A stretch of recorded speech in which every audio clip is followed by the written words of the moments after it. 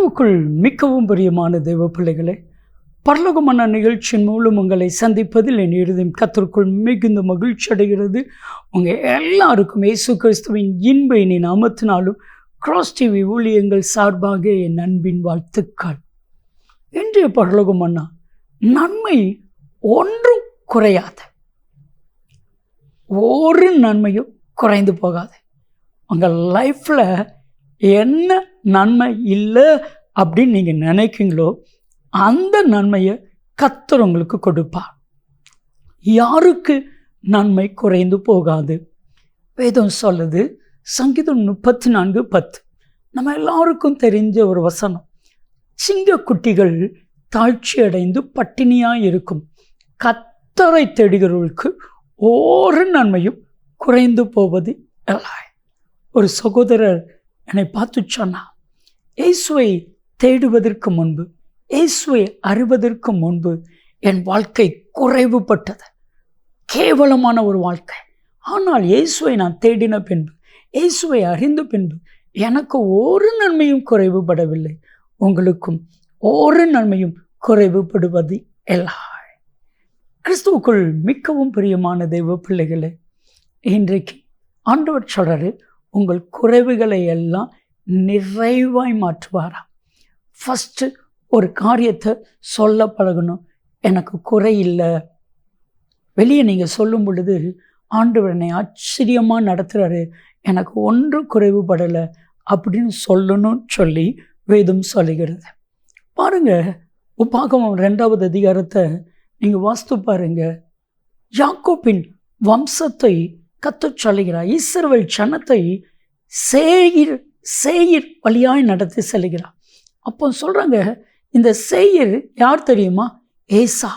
ஏசாவின் புத்திரர்கள் இங்கே குடியிருக்கிறாங்க. இந்த இடத்த நான் உங்களுக்கு கொடுக்க மாட்டேன், ஒரு அடி இடத்த கூட கொடுக்க மாட்டேன். ஆனால் நீங்கள் இங்கே போகும் பொழுது ரொம்ப எச்சரிக்கையாக இருக்கணும். சண்டை போடக்கூடாது, வாக்குவாதம் பண்ணக்கூடாது. காசு கொடுத்து தான் ஆகாரத்தை வாங்கணும், காசு கொடுத்து தான் தண்ணியவே குடிக்கணும்.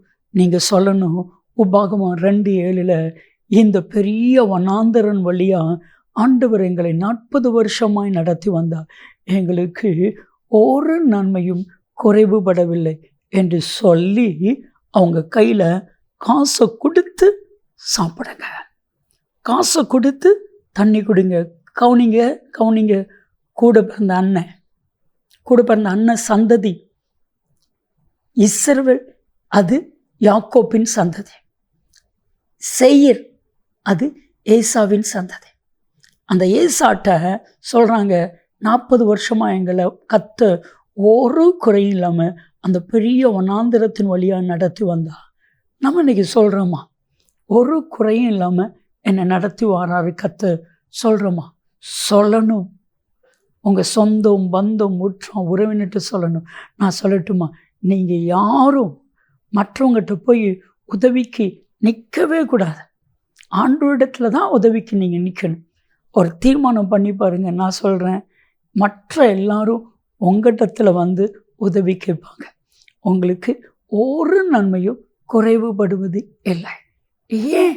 நீங்கள் தேவனால் தெரிந்து கொள்ளப்பட்ட ஜனம். ஏசு உங்கள் கூட இருக்கிறார். ஏசு உங்கள் கூட இருக்கும் பொழுது நன்மை குறையுமா? குறையவே குறையாது.